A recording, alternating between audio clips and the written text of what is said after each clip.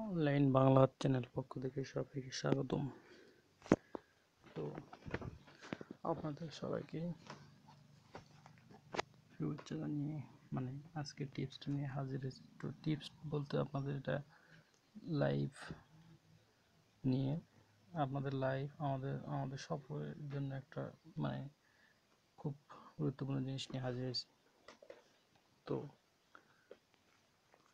একটা মেয়ের জন্য আপনার জীবন হয়তো বা নষ্ট হয়ে যেতে পারে, অথবা একটা মেয়ের জন্য আপনার জীবন সুস্থ করতে পারে। তো সেজন্য আপনাকে কী করতে হবে, ভালো নেককার স্ত্রী নির্বাচন করতে হবে। তো কীভাবে করবেন সেটা আপনাদেরকে আমি ডিটেলস বলে দেবো। আপনারা শুধু প্রথম থেকে শেষ পর্যন্ত ভিডিওটা ভালো করে দেখবেন, অথবা ভালো করে একটু মনোযোগ দিয়ে মনোযোগ সহকারে শুনবেন।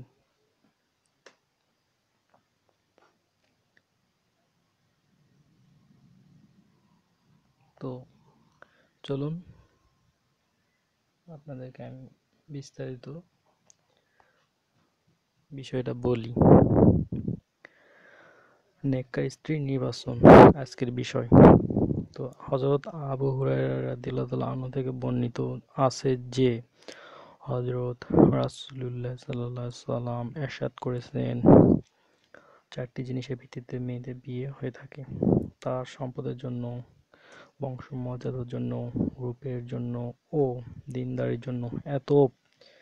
অতএব তোমরা দীনদার নারী বিয়ে করো, তাহলে তোমাদের কল্যাণ হবে। বুখারী ও মুসলিম শরীফ। তো এই হাদিসের মর্মার্থ এই যে, বিয়ে করার সময় সাধারণত কোনো মেয়ের চারটি জিনিস বিবেচনা করা হয়ে থাকে। তবে তার সম্পদের লোভে মেয়ে ওয়ানদারি পাবে, সম্মান পাবে, শুধুমাত্র এই নিয়ত করে সম্পদশালী মেয়ে তালাশ করা যাবে। তবে স্ত্রী নির্বাচনের বেলায় সম্পদকে অগ্রাধিকার দেওয়া যাবে না।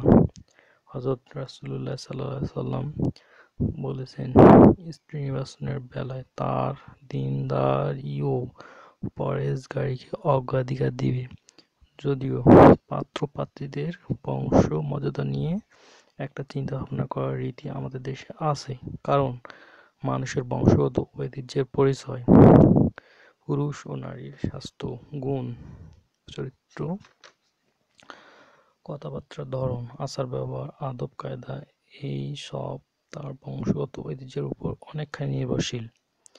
আর এজন্যই ভালো বংশের সাথে সম্পর্ক করতে পাত্র-পাত্রী সকলেই আকাঙ্ক্ষিত হয়। হাদিসে উল্লেখিত চারটি কারণে একজন পুরুষ একটি মেয়েকে বিয়ে করার ব্যাপারে চিন্তা করতে পারে। এই গুণ চারটির মধ্যে সর্বশেষ উল্লেখ করা হয়েছে দীনদারির গুণ। হাদিসে উল্লেখিত চারটি গুণের প্রতিটি গুণই এমন যে এর যেকোনো একটির জন্য একটি মেয়েকে বিয়ে করা যেতে পারে। যদিও এ গুণ চারটির মধ্যে দীনদারি হওয়ার গুণটি ইসলামের দৃষ্টিতে সর্বাধিক গুরুত্বপূর্ণ। তবে দীনদারি ও চরিত্রবতী মেয়ে পাওয়া গেলে তাকে বিয়ে করা উচিত। তাকে বাদ দিয়ে অপর কোনো গুণসম্পন্ন মেয়ে বিয়ে করতে আগ্রহী হওয়া উচিত নয়। রাসূলুল্লাহ সাল্লাল্লাহু আলাইহি ওয়াসাল্লাম ইরশাদ করেছেন, তোমরা নারীর কেবল বাহ্যিক সৌন্দর্য দেখে বিয়ে করো না, কারণ তাদের এই রূপ তাদেরকে নষ্ট, বিপথগামী করে দিতে পারে। আর তাদের ধন সম্পদের প্রাচুর্য দেখেও বিয়ে করো না, কারণ ধন সম্পদ তাদের বিদ্রোহী বানিয়ে দিতে পারে। বরং বিয়ে করো মেয়ের দীনদারির গুণ দেখে। অসুন্দর দাসীও যদি দীনদার হয় তবে সে অন্যদের তুলনায় উত্তম। ইবনে মাজাহ, বায়জার ও বাইহাকী শরীফ। তারপর উক্ত হাদিস থেকে এটাই প্রমাণিত হয় যে দীনদার ও ধার্মিক মেয়েকে বিয়ে করা উচিত। বিয়ের প্রস্তাব উত্থাপিত হলে কনের সম্পর্কে প্রথমে জানবার বিষয় হলো কনের দিনদারির ব্যাপারে। অন্যান্য গুণ কি আছে অন্যান্য গুণ কি আছে তার চিন্তা পরে করতে হবে, কারণ কনের সবচেয়ে গুরুত্বপূর্ণ গুণ হচ্ছে দিনদার হওয়া। ধনী, ভালো বংশজাত ও সুন্দরী হওয়াও কনের বিশেষ গুণ বটে, এবং এর যেকোনো একটি গুণ থাকলে একজন মেয়েকে বিয়ে করা যেতে পারে, কিন্তু ইসলামের দৃষ্টিতে এসব গুণ মুখ্য ও প্রধান নয়।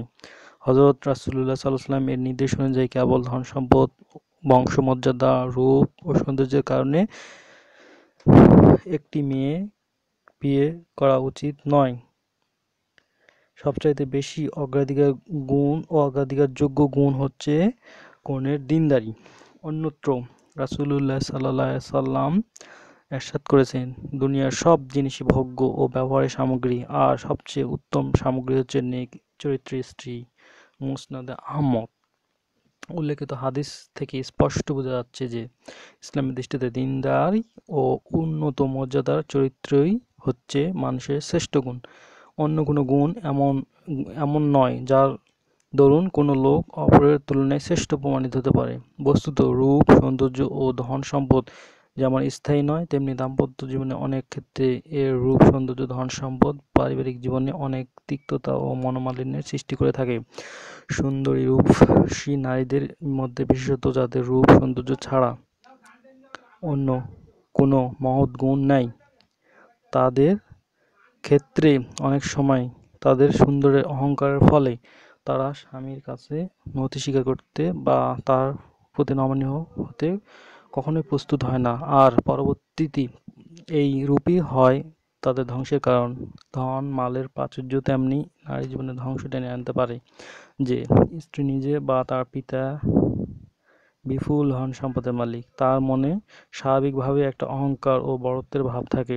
তার বিয়ে যদি হয় এমন পুরুষের সাথে যার আর্থিক অবস্থা তার অপেক্ষা অনেক কম, কিংবা স্বামী গরিব, তাহলে এ দুজন এর দাম্পত্য জীবনে নেমে আসে অশান্তি ও তিক্ততা। কারণ স্ত্রী যদি দিনদার না হয় এবং সে ধনী কন্যা বা ধনবতী হয়, তবে সব সময় তার গরিব স্বামীকে হীন ও নীচ মনে করে থাকে।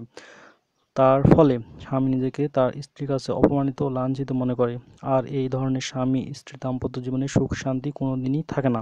হযরত রাসূলুল্লাহ সাল্লাল্লাহু আলাইহি ওয়াসাল্লাম দিনদার ও নেককার নারীর মর্মে ইরশাদ করেছেন যে নারীকে দেখলে তার স্বামীর মনে আনন্দ আসে, যে কোনো কাজের আদেশ করা হলে সে তা যথাযথ পালন করে, এবং তার নিজের ও স্বামীর ধন মালের ব্যাপারে স্বামীর মত ও পছন্দ অপছন্দের বিপরীত কোনো কাজই করে না, সেই নারী দিনদার। মুসনাদে আহমদ নেক চরিত্রের স্ত্রী স্বামীকে সব ধরনের অন্যায় পাপ কাজ থেকে ফিরিয়ে রাখতে চেষ্টা করে এবং দুনিয়া ধর্মের কাজে তাকে সর্বদা সাহায্য করে।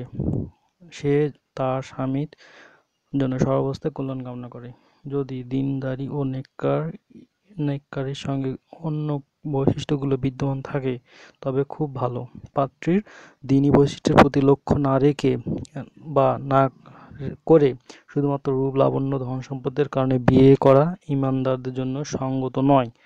শুধুমাত্র রূপ লাবণ্যের মোহে পড়ে নারীদেরকে বিয়ে করলে হয়তোবা তাদের রূপ লাবণ্য তাদের জন্য ধ্বংসকারী হতে পারে, আর শুধুমাত্র ঐশ্বর্যশালিনী হওয়ার কারণেও তাদেরকে বিয়ে করলে এমন হতে পারে যে তাদের ধন সম্পদ তাদেরকে পাপ ও অবাধ্যতায় নিমগ্ন করবে। সুতরাং নারীদের তাদের নেক ও পরহেজগারির ভিত্তিতে বিয়ে করতে হবে, কারণ কালো রঙের কুৎসিত দাসীও যদি দিনদার ও নেককার হয় তবে উচ্চ বংশীয় সুন্দরী রমণীর চেয়েও উত্তম।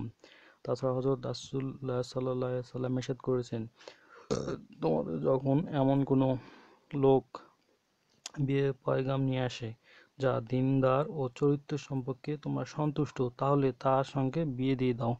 যদি তা না করো তাহলে পৃথিবীতে ফিতনা ফ্যাসাদ ও বড় রকমের বিপর্যয়ের সৃষ্টি হবে। তিরমিজি শরীফ। এ হাদিসের উদ্দেশ্য এই যে বিয়ের বিষয়ে পক্ষপাতী দিনদার ও চরিত্র হলো একমাত্র বিবেচনার বিষয়।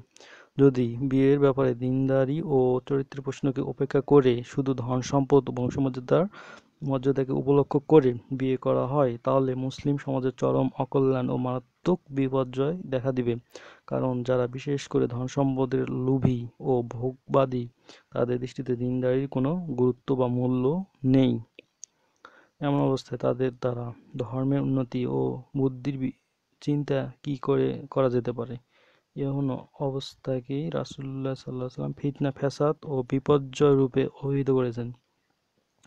দিনদার স্ত্রী প্রকৃত অর্থে স্বামীর হক আদায় করতে পারে। পক্ষান্তরে রূপসী আপন রূপ ও সৌন্দর্যে এমন ধনবতী আপন ধনে গর্বিতা থাকে, যা পারস্পরিক সম্পদের পারস্পরিক সম্পর্কের জন্য ক্ষতিকর। তাছাড়া অনেক রূপসী নারী তাদের রূপচর্চা করতে গিয়ে নিজ সন্তান সন্ততিকে স্নেহ মায়া মমতা তাদের লালন পালন করতে বিরক্তি বোধ করে।